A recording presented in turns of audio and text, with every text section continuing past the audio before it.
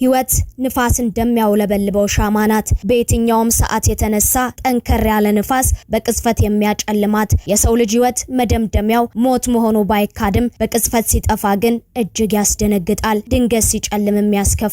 በትናንትናው ዕለት የሆነውም ይህ ነው። ዓለማችን አይታ የማታውቀውን አደጋና የማይታመን ተአምር አስተናግዳለች። ከህንድ የተሰማው የብዙሃንን ነፍስ የቀጠፈ አሰቃቂ አደጋም ዓለምን እጅግ አሳዝኗል። ለወሬ ነጋሪ አንድ እንኳን ሳይቀር እንደ ውሃ ደራሽ በርካቶችን ጠራርጎ ወደ ሞት የወሰደው አስከፊው አውሮፕላን አደጋ ዓለም አዝናለች። እጅግ አስከፊና አሰቃቂ በሆነው አደጋ ሁሉም የተሰማቸውን እየገለጹም ይገኛል። ህይወት ሸክላ ናት። ዳግም ተጠግና የማታገለግል ተሰባሪ። ከህንድ ወደ ለንደን ለመጓዝ ያቀዱትን ተጓዦች ካሰቡበት ለማድረስ የተሰናዳው ቦይንግ 787 አውሮፕላን በአህመዳባድ አየር ማረፊያ ተገኝቷል። ተጓዦችም የበረራ ሰዓታቸውን ጠብቀው ያቀዱትን ሊያሳኩ ሽተው ከወጠኑት ሊደርሱ ተቻኩለው ጓዛቸውን ሸክፈው ቀርበዋል። ከዚህ የሚሸኟቸውን ተሰናብተው ከዚያም ሆኖ ለሚቀበላቸው ቀጠሮ ይዘው ነበር ወደ አውሮፕላኑ የዘለቁት። 242 ሰዎችን ያሳፈረው አውሮፕላንም እንደተለመደው ተጉዞ ከመዳረሻው ለንደን ለመድረስ አኮበኮበ። ከመሬትም ከፍ ብሎ መብረር ጀመረ።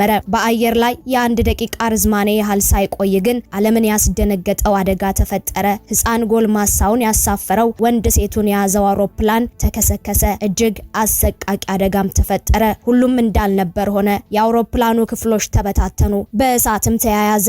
አስከፊው አደጋ የተሳፋሪውን እስትንፋስ ጸጥ አደረገው። አውሮፕላኑ የተከሰከሰው ሜዳ ላይ ሳይሆን ሰዎች በሚኖሩበት ህንፃ ላይ መሆኑ ደግሞ አደጋውን እጅግ አስከፊ አድርጎታል። የመከስከሱ ዜና ከተሰማ በኋላም በውስጥ ከነበሩ ሰዎች አንድ እንኳን ነገሩን የሚያስረዳ ምስክር ሳይቀር አውሮፕላኑ በወደቀበት የሰዎች መኖሪያ ህንፃ ውስጥ የነበሩ ሰዎችን ጨምሮ 242 ሰዎች እንደሞቱ ሲነገር ከአደጋው የሚተርፍ እንደሌለም ተጠቁሞ ነበር። የከተማው ፖሊስ ከደረሰው አደጋ አስከፊነት ተነስቶ በህይወት የሚገኝ ሰው እንደማይኖር በመጠቆም ትኩረታቸውን በሙሉ የሞቱ ሰዎች ጋር አድርገው አስክሬን መፈለግ ላይ እንደተጠመዱ ከተናገሩ ከሰዓታት በኋላ ግን ተአምር ተሰማ። ማምሻውን ከዚህ አሰቃቂ አደጋ በአውሮፕላኑ ተሳፍሮ እየሄደ የነበረ አንድ ሰው በህይወት መገኘቱ ታወቀ። ይህ ዜና ዓለምን ያስደነቀ ሲሆን ተአምር እየተባለም ይገኛል። ለመሆኑ ይህ አሰቃቂ አደጋ የተከሰተው እንዴት ነው? ለመከስከሱ መንስኤ የሆነውስ ምንድነው? ከአደጋው የተረፈው ሰው በምን አይነት ሁኔታ ውስጥ ይገኛል? ስለ አደጋውስ ምን አለ? ሁሉንም በዝርዝር ወደ እናንተ እናደርሳለን። ሰላም ጤና ይስጥልን ውድ የአማርያ ቲዩብ ቤተሰቦች፣ በዛሬው መሰናዶ ሰቅጣጭ ስለሆነው የአውሮፕላን አደጋ አንስተን የሰው ልጅ ቅጽበታዊ መጠራት እንመለከታለን። ቻናሉን ያልተቀላቀላችሁ ተከታታዮች ሰብስክራይብ እያደረጋችሁ ቤተሰብ እንድትሆኑ እየጋበዝን ቪዲዮውን ላይክ እና ሼር በማድረግ እስከ ፍጻሜው አብራችሁን ቆዩ። አደጋው የተከሰተው በኢትዮጵያ ሰዓት አቆጣጠር ረፋድ 5 ሰዓት ላይ ነበር። በዓለም ሚዲያዎች የተሰራጨው አሳዛኝ መረጃ 242 ተሳፋሪዎችን ያሳፈረው አውሮፕላን መከስከሱ የተሰማው። ቀጥሎም አውሮፕላን ውስጥ የነበሩ ሰዎች ዜግነትን ጨምሮ ሌሎች መረጃዎችን የያዘው ዜና ተከተለ። 242 ሰዎችን አሳፍሮ ከህንድ አህመዳባድ የተነሳውና ወደ ለንደን ጋትዊክ አውሮፕላን ማረፊያ በረራ የጀመረው አውሮፕላን ብዙም ሳይርቅ ተከስክሷል የሚለው መረጃ ዓለምን አጥለቀለቃት። የህንድ ጠቅላይ ሚኒስትር ናሬንድራ ሞዲም በደረሰው የአውሮፕላን መከስከስ አደጋ ጥልቅ ሐዘን እንደተሰማቸው ገልጸው በአደጋው ጉዳት ለደረሰባቸው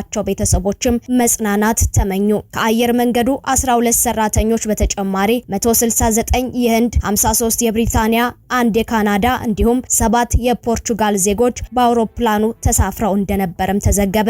አደጋው ወደ ደረሰበት ስፍራም ከ90 በላይ የድንገተኛ አደጋ ሰራተኞች መላካቸው ተሰማ። የአደጋውን መንስኤ በማጣራት ዝርዝር መረጃዎችን በቀጣይ እንደሚሰጥም አየር መንገዱ ገለጸ። ከዚህ አደጋ በህይወት ያለ ሰው ይገኛል ብሎ ተስፋ ማድረግ እንደማይቻል ተነግሮ አስክሬን የመፈለግ ተግባር ተጠናክሮ በቀጠለበት ሰዓት ግን ያልተጠበቀው ነገር ተገኘ። አንድ በህይወት የተረፈ ሰው መገኘቱ ተሰማ። ተአምር ያስባለው የዚህ ሰው በህይወት መገኘትም ዓለምን አስደነቀ።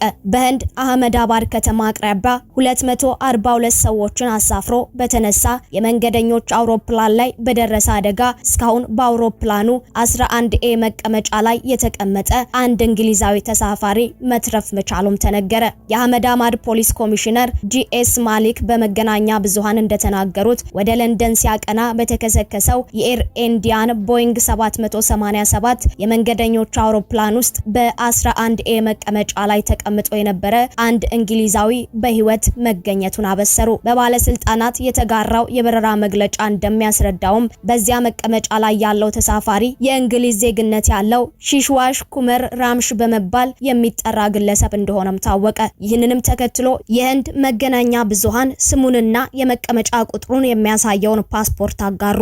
መገናኛ ብዙሃኑ ግለሰቡን በሆስፒታል ውስጥ እንዳናገሩት የገለጹ ሲሆን ከተነሳ ከ30 ሰከንድ በኋላ ከፍተኛ ድምጽ ተሰማና አውሮፕላኑ ተከሰከሰ።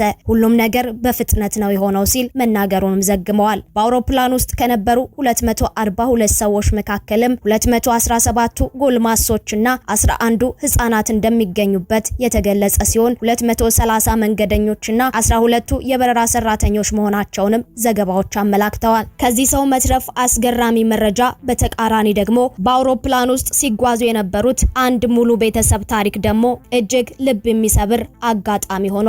ከወደ ለንደን ባገኘችው አዲስ ስራ ምክንያት ቤተሰቧን ሰብስባ ህንድን ለቃ የተሻለውን ህይወት በአዲስ መኖሪያ ስፍራ ለመቀጠል ሲጓዙ የነበሩት የዶክተሯ ቤተሰብ አዲሱ ስራዋ ጋር ሳትደርስ ከልጆቿ ጋር ያለመችው ኑሮ ህልም እንደሆነ ሙሉ ቤተሰቡ ላይመለስ አሸልቧል። ፓትሪክ ጆሽ ለ6 ዓመታት ለንደን ውስጥ ኖሯል። የሶፍትዌር ባለሙያ ሲሆን ለሐኪሟ ባለቤቱ ዶክተር ኮሚቪያንስና ለ3 ልጆቹ ያልም የነበረውን ህይወት ለማሳጋት ታግሏል። ተሳክቶለትም ህንድ የቆዩትን ሚስቱንና ልጆቹን ለመውሰድ ፍቃዱን አገኘ። ከ2 ቀን በፊት ኡዲያፑር ውስጥ ስመጥር ሐኪም የነበረችው ሚስቱ የሥራ መልቀቂያዋን አስገባች።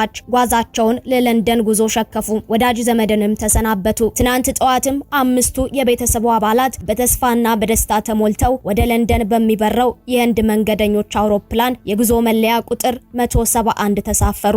ሰልፊም እየተነሱ ለወዳጅ ዘመዶቻቸው ላኩ። እየመጣን ነው የሚል መልእክትንም አስቀመጡ። የመሄጃ ብቻ የተቆረጠው ቲኬትና አውሮፕላኑ ወደ ተስፋ ህይወታቸው ሊያደርሳቸው ተንደረደረ። ምድርንም ለቀቁ፣ ተንሳፈፉ፣ አየር ላይ ናቸው። ግና ሰው ያስባል፣ ፈጻሚው ግን ሌላ ነው። ሁሉም ነገር በቅጽበት ተለወጠ። አውሮፕላኑ ተከሰከሰ። 5ቱ ቤተሰብ እዚያው ቀሩ። ነፍሶቻቸው ወደ ለንደን ሳይሆን ወደማይቀርበት ሰማየ ሰማያት ዓለም ተጓዙ። ለቀሪ የሰው ልጆች ጨካኝ ማስታወሻ ጥለውም አለፉ። የዚህ ቤተሰብ ታሪክ ሚዲያዎች እየተቀባበሉት እያጋሩት ይገኛል። ይህንን አደጋ አስመልክቶም የበርካታ ሀገራት መሪዎች የሀዘን መግለጫቸውን እየላኩ ነው። አደጋውን ተከትሎም የተለያዩ ሀገራት መሪዎች የሀዘን መግለጫ በማስተላለፍ ላይ የሚገኙ ሲሆን የህንድ ጠቅላይ ሚኒስትር ናሬንድራ ሞዲ በኤክስ ገጻቸው ባሰፈሩት መልእክት በአህመድ አባድ የደረሰው አደጋ አስደንግጦናልና አሳዝኖናል፣ ከቃላት በላይ ልብ የሚሰብር ነው ብለዋል። በዚህ አሳዛኝ ሰዓት ሐሳቤ ለተጎዱ ሁሉ ነው። የተጎዱትን ለመርዳት እየሰሩ ካሉ ሚኒስትሮችና ባለስልጣናት ጋር ተገናኝቻለሁ ሲሉም ገልጸዋል። የእንግሊዝ ጠቅላይ ሚኒስትር ኪር ስታመር በበኩላቸው በኤክስ ገጻቸው ባሰፈሩት መልእክት በህንድ አህመድ አባድ ከተማ በርካታ የእንግሊዝ ዜጎችን አሳፍሮ ወደ ለንደን ያቀናው አውሮፕላን በህንድ አህመድ አባድ ተከስክሶ የታየበት ትዕይንት እጅግ አሳዛኝ ነው ብለዋል። የብሪታንያ ንጉስ ቻርልስ በበኩላቸው እኔና ባለቤቴ ዛሬ ማለዳ